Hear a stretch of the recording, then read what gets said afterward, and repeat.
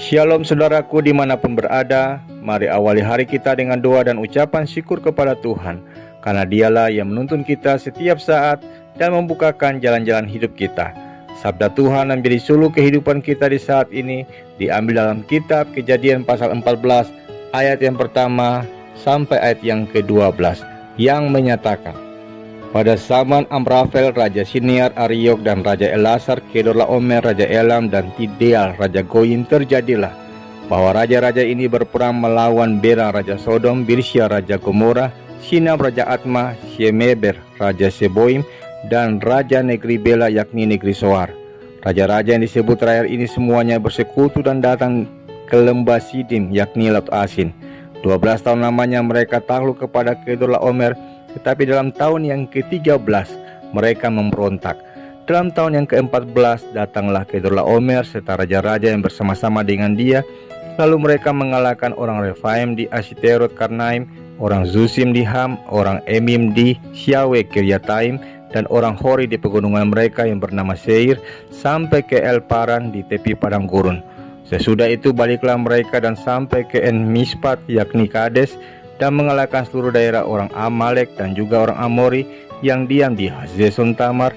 Lalu keluarlah raja negeri Sodom, raja negeri Gomora, raja negeri Atma, raja negeri Seboim, dan raja negeri Bela yakni negeri Soar, dan mengatur barisan perangnya melawan mereka di lembah Sidim, melawan Kedorlaomer, raja Elam, Tideal, raja Goyim, Amrafel, raja Siniar, dan Ariok, raja Elasar, 4 raja lawan 5. Di lembah Sidim ini, di mana-mana ada sumur aspal. Ketika Raja Sodom dan Raja Gomora melarikan diri, jatuhlah mereka ke dalamnya, dan orang-orang yang masih tinggal hidup melarikan diri ke pegunungan. Segala harta benda Sodom dan Gomora beserta segala bahan makanan dirampas musuh, lalu mereka pergi. Juga Lot, anak saudara Abram, beserta harta bendanya dibawa musuh, lalu mereka pergi. Sebab Lot itu diam di Sodom. Demikianlah sabda Tuhan. Veni, Vidi, Vici, aku datang, aku lihat, aku taklukkan, atau aku menang. Demikian slogan dari Julius Caesar yang sangat terkenal dan sering hingga kini dikutip banyak orang. Bahkan ada yang memplesetkan slogan ini menjadi Veni, Vidi, Visa, yang dimaknai dengan aku datang, aku lihat, aku belanja dengan kartu kredit pula. Ya, meski bernada humor, tapi slogan ini ada benarnya. Jika melihat konteks kekinian yang acap kali, diberitakan tentang berbagai kasus kekerasan yang melibatkan para debit kolektor kartu kredit terhadap para nasabahnya. Meski tidak dapat dibenarkan, namun jika kita lihat kasus ini secara lebih luas, dapat disimpulkan akibat satu rangkaian yang tak lepas dari satu hal, yakni keinginan.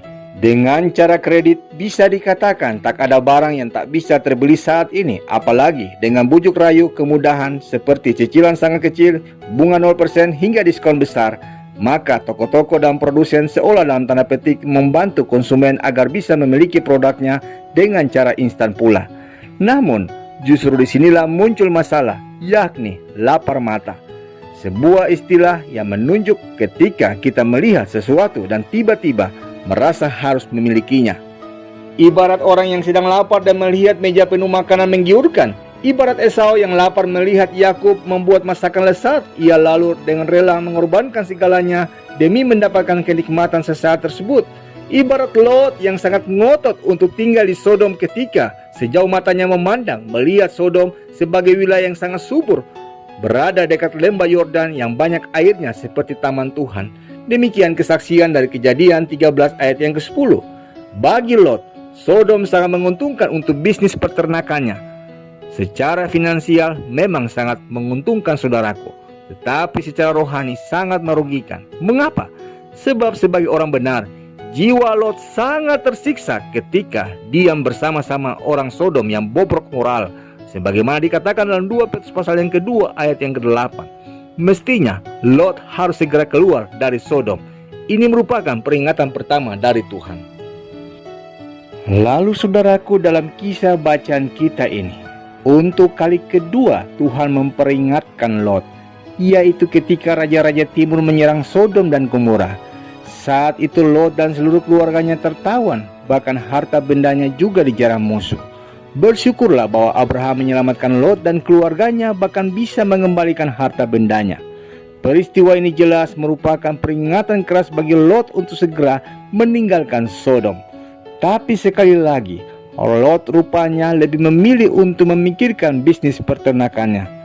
Akhirnya, hukuman Allah atas Sodom dan Gomora pun tiba. Semua harta benda Lot habis. Istrinya menjadi tiang garam. Kedua anak perempuannya membuatnya mabuk dan membuat mereka melakukan incest, sebuah hubungan seksual dengan orang yang masih ada hubungan darahnya, sebagaimana kesaksian dari Kejadian pasal 19. Saudaraku, bagaimana kita memaknai kisah ini? Yang pertama, Alkitab menyaksikan akibat lapar perut Esau kehilangan hak kesulungannya. Demikian akibat lapar mata pun telah membuat semuanya kacau berantakan. Apa yang dibangun Lot dengan susah payah akhirnya hilang dalam sekejap. Belajar dari kisah Lot ini, jangan sampai kekayaan dunia membutakan kita.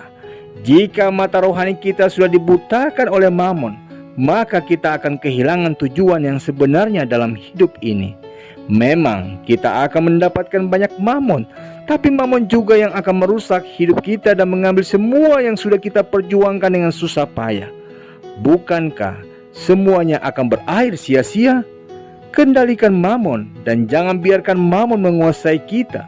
Jika tidak, mamon akan menjadi tuan yang sangat kejam bagi kita. Padahal jika kita bisa menguasainya, mamon bisa menjadi hamba yang baik bagi kita.